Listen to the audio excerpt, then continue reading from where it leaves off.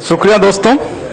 दरअसल हम लोगों को इस समय अपना अपना काम करते हुए होना चाहिए था। मुझे अपना थीसिस लिखना चाहिए था, आप लोगों को अपना अपना जॉब करना चाहिए था, लेकिन आप लोग इतने महत्वपूर्ण समय में यहाँ पर इकट्ठा हैं।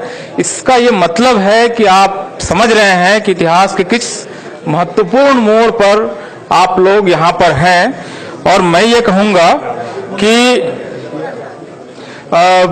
भारत में इतिहास की जो धारा है, जो एक क्रांति आप कहें कि अभी इसी के लगभग 1 किलोमीटर के दायरे में ये संविधान लिखा गया था। संविधान सभा के सारे सदस्य यहीं आसपास, यहाँ पर वो जो आजकल कस्तूरबा गांधी मार्ग पर हॉस्टल है वहीं रहते थे। बाबा साहब अम्बेडकर से लेकर सारे लोग आसपास रहे और उन्होंने एक संविधान लिखा।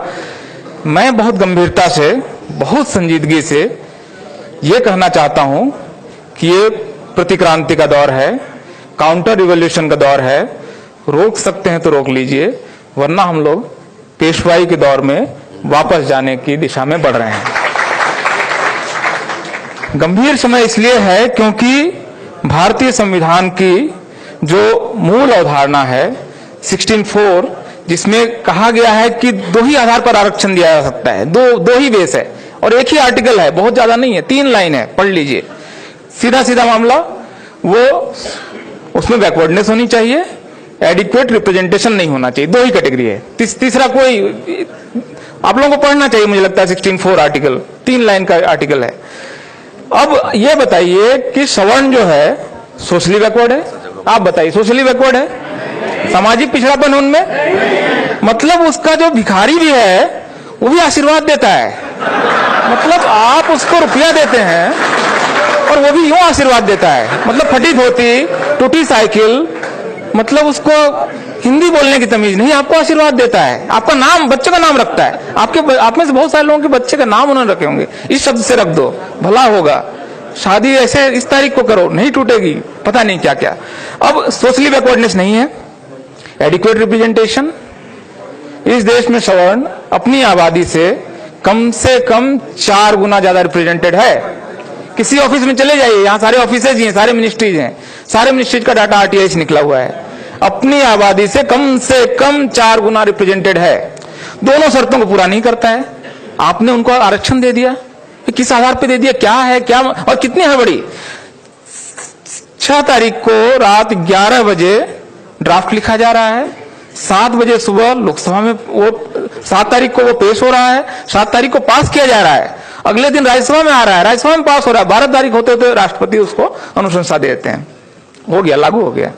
मतलब आप कल्पना कीजिए, इतनी क्या बड़ी भाई, आप उसको सेलेक्ट कमेटी में नहीं भेज रहे हैं, आप उस पर बात नहीं करना चाहते हैं। जिस आर्टिकल को लिखने में और जिस संविधान को लिखने में 2 साल से ज्यादा समय लगाया देश के सारे विद्वानों ने, बाबा साहब ने मतलब रात 1-1, 2-2 बजे तक मेहनत की, उसको आपने मिनटों में यूं बदल दिया। आपके कैबिनेट के मंत्री को पता नहीं, 8 तारीख को एक कैबिनेट मंत्री, इसी सरकार के एक मंत्री संसद में जवाब दे रहे हैं एक प्रश्न के जवाब में कि अपर कास्ट के गरीबों को आरक्षण देने का कोई प्रस्ताव पेंडिंग नहीं है हमारे पास। जिस दिन वो पारित हो रहा है, आप कल्पना कीजिए कि सरकार किससे छिपा रही है। तो ये जो प्रतिक्रांति का समय है, लगभग मैं इसकी तुलना करता हूं जो बौद्ध सम्राट, 10वें बौद्ध सम्राट बृहद्रथ को मारकर जो पुष्यमित्र शुंग ने इस देश में फिर से ब्राह्मणवाद की स्थापना की थी, लगभग वैसा समय है।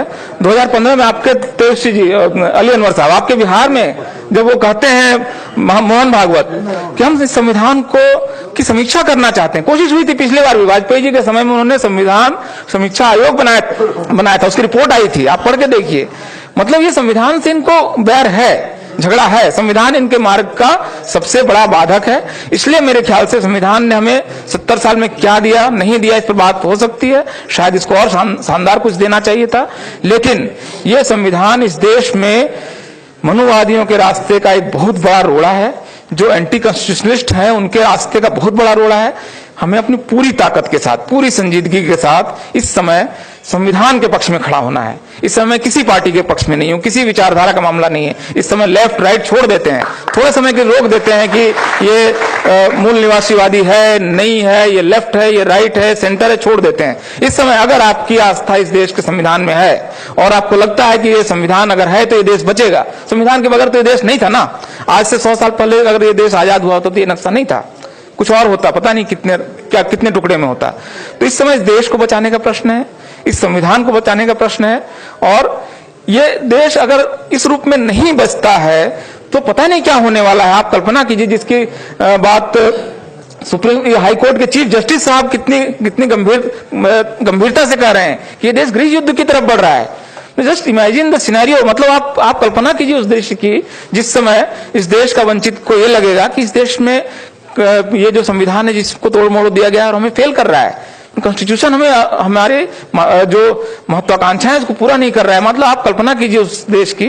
तो ये जो चीफ जस्टिस साहब हमें अलर्ट कर रहे हैं, उस स्थिति से अगर बचाना है, हम में से कोई नहीं चाहता है कि वो देश उस स्थिति में जाए जहां पर गृह युद्ध हो।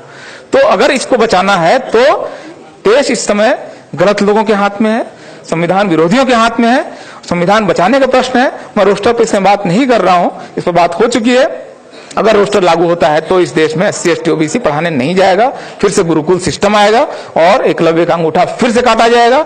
अगर आपको अपने एकलव्य का अंगूठा बचाना है, और देखिए एक टीचर इस समय आएगा वो अगले 30 साल तक रहेगा, और आप जानते हैं इंपेरिकल डाटा है इसका कि अपर कास्ट का टीचर लोअर कास्ट के टीचर्स स्टूडेंट्स को इंटरव्यू और वाइवा में कम नंबर देता है। इस देश में RTI का डाटा है, आपको चाहिए तो मैं दे देता हूं।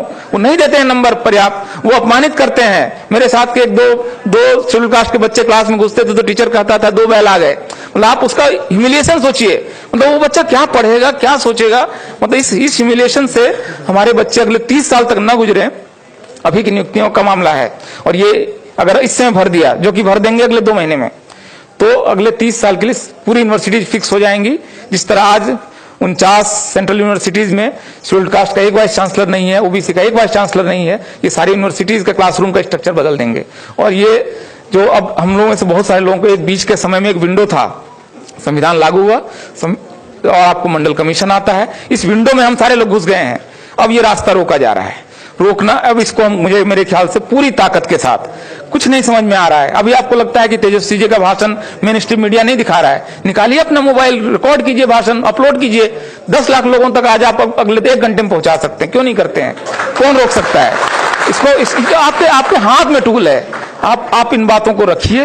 और 31 तारीख को मुझे लगता है कि दिल्ली में बहुत बड़ा प्रदर्शन होने वाला है, मंडी हाउस से लेकर संसद मार्च तक, संसद भवन तक, उसमें शामिल होइए। और सीधा इस समय मेरे ख्याल से बहुत सारे इश्यूज जो अखिलेश जी उठा रहे थे कि SP क्या करे, BSP क्या करे, मुझे लगता है उसको छोड़ना चाहिए। इस समय हम भारत के नागरिक के तौर पर संविधान की रक्षा के अपने पवित्र दायित्व को पूरा करें। मेरे ख्याल से ये एजेंडा है, यही हमारा एकेडमिक्स का एजेंडा है, यही हमारे पॉलिटिक्स का एजेंडा है। बहुत बहुत धन्यवाद दोस्तों। बाकी लोगों को सुनते हैं।